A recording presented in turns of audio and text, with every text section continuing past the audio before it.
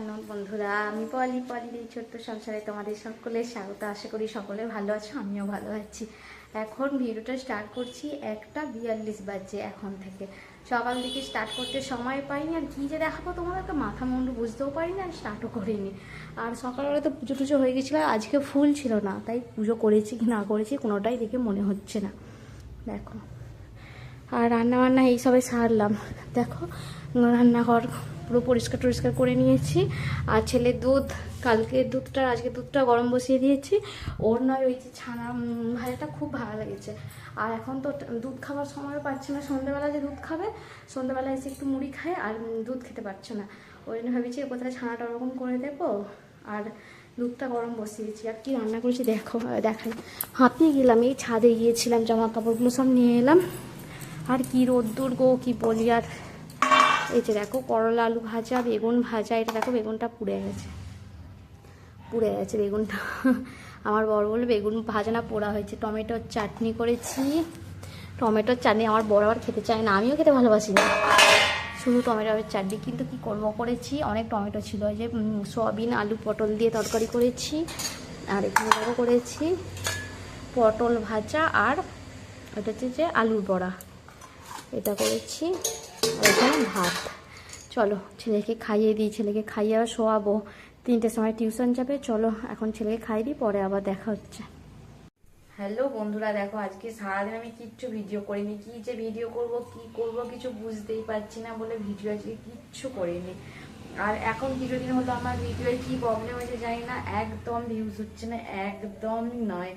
জানি না কেন, ইউটিউবে কি সমস্যা হয়েছে আমাকে নিয়ে জানি না, যে আমার ভিডিও কেন এরকম সাজেস্ট দিচ্ছে না তাও বুঝতে পারছি না, একদমই ভিডিও চলছে না কেন তাও জানি না। আর কীরকম কী ভিডিও করতে হবে সেটাও তোমরাও বলছো না কমেন্টে, যে কেমন ভিডিও করলে সবাই দেখবে, আমি সেটা বুঝতেই পারছি না যে কি করব।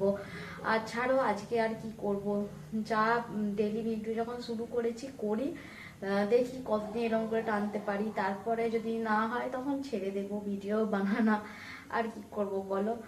আর চলো এখন রাত্রিরে কি রান্না করছি সেটাই তোমাদের সাথে আজকে শেয়ার করি। এটাই ভিডিওতে থাকবে, যতক্ষণের ভিডিও হয় 2 মিনিট 4 মিনিট 5 মিনিট 6 মিনিট যতটা হবে ততটাই দেবো। আর চলো কি রান্না করছি সেটা দেখাই। আজ একটা নতুন রান্না করছি, বুঝলে তো। রান্নাটা একটুখানি কিছুটা নেটে দেখেছি, নেটে না একজনের চ্যানেলে দেখেছি, একজন ফেসবুকের চ্যানেলে। আর সেখানে যেটা আছে সেটা পুরো আলাদা, আর আমার কাছে একটু আলাদা। আমি একটু এটা কারুকার্য করেছি আরও একটু অন্যরকম করে। দেখো, ছোট ছোট করে আলু কেটে নিয়েছি, আর কড়াইশুঁটি নিয়ে নিয়েছি 1 বাটি। এখানে পেঁয়াজ নিয়েছি, টমেটো আছে। আর চলো কি করি, আগে আগে আলুটা ভাজি, সর্ষের তেল দিয়ে আলুটা ভাজি। দেখো কড়াতে বেশ কিছুটা তেল দিয়ে দিলাম, এবার দেবো আলুগুলো,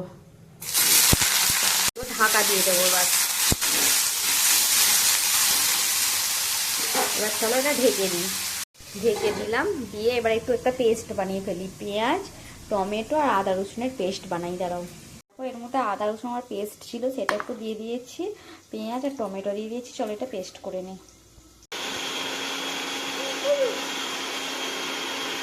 আলুটা ভাজা হতে হতে ভাবলাম, এই যে নুন হলুদ দিয়ে দিয়েছি এর মধ্যে, সেটা দেখানো হয়নি, ভাবলাম আটাটা মাখিয়ে নিই, বসে এটা আলুটা এর মধ্যেই সিদ্ধ হয়ে যাবে, বুঝলে তো। আর এখানে দেখো চায়ের মানে চা পাতি দিয়ে জল গরমটা বসিয়েছি।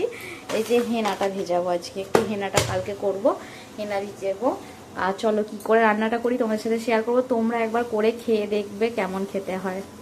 দেখো আলুগুলো ভেজে নিয়েছি, আলুগুলো আটা মাখতে মাখতে আলুগুলো দেখো খুব সুন্দর ভাজা হয়ে গেছে, পুরো সিদ্ধ হয়ে গেছে। এই যে পুরো সব আলু সিদ্ধ হয়ে গেছে। এটা আমার এটা সিদ্ধ হয়ে যাওয়ার জন্যই দরকার। চলো আলুগুলো তুলে নিই। আলুগুলো তুলে নিয়েছি, এবার এই তেলের মধ্যে এই যে কড়াইগুলো রেখেছি, কড়াইগুলো দিয়ে দেবো।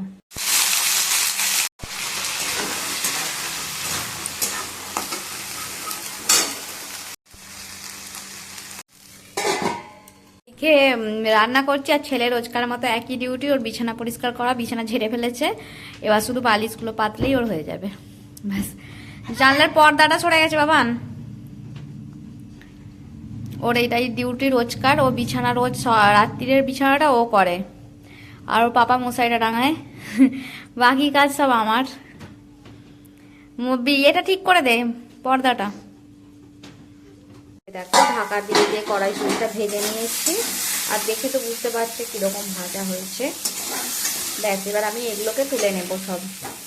এগুলো তুলে নিয়ে এবার মশলাটা আমি করে নেব। কড়াতে তেল দিয়ে দিলাম, এবার একটু জিরে দিয়ে দিলাম। এই যে পেস্টটা বানিয়ে রেখেছি এই পেস্টটা দিয়ে দেবো। মশলাটা ভালো করে আমি ঢাকা দিয়ে কষিয়ে নিই। এই যে দেখো মশলাটা ভালো করে অনেকক্ষণ থেকে কষিয়ে নিয়ে এসছি। এবার এর মধ্যে গুঁড়ো মশলা দিয়ে দিই। এই যে হলুদ গুঁড়ো দিয়ে দিলাম, লঙ্কার গুঁড়ো দিয়ে দিলাম, একটু জিরের গুঁড়ো দিয়ে দেবো, পুরোটা দেবো না, একটু ধনের গুঁড়ো দিয়ে দেবো, অল্প দেবো, নুনটা যে যার স্বাদ মতো নুন। মশলাটা ভালো করে কষিয়ে নিই। একটু মশলাটা এই মানে তরকারি এটা একটু দেখতে ভালো হওয়ার জন্য একটু টমেটো এরকম কুচি করে দিয়ে দিলাম।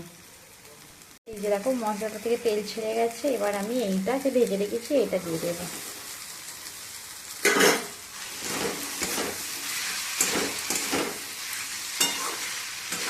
ভালো করে কষাবো। এতে কিন্তু আমি আর জল দেব না, এটা ঢাকা দিয়ে দিয়ে ভালো করে কষিয়ে নেব। আমার কাছে ধনে পাতা ছিল না, তাই এটা পেস্টে যদি ধনে পাতা একটু বেশি করে ধনে পাতা আর কাঁচা লঙ্কা দিলে ভালো হতো। কাঁচা লঙ্কাটা আমি দিইনি, আমার ছেলে বেশি ঝাল খেতে পারবে না তাই জন্যে। আর আমার এটা এমনি আদা রসুনের সাথে কাঁচা লঙ্কা পেস্ট আছে। ধনে পাতা দিলে আরও সুন্দর হতো, কিন্তু আমার কাছে ধনে পাতাটা যাই ছিল না আজকে।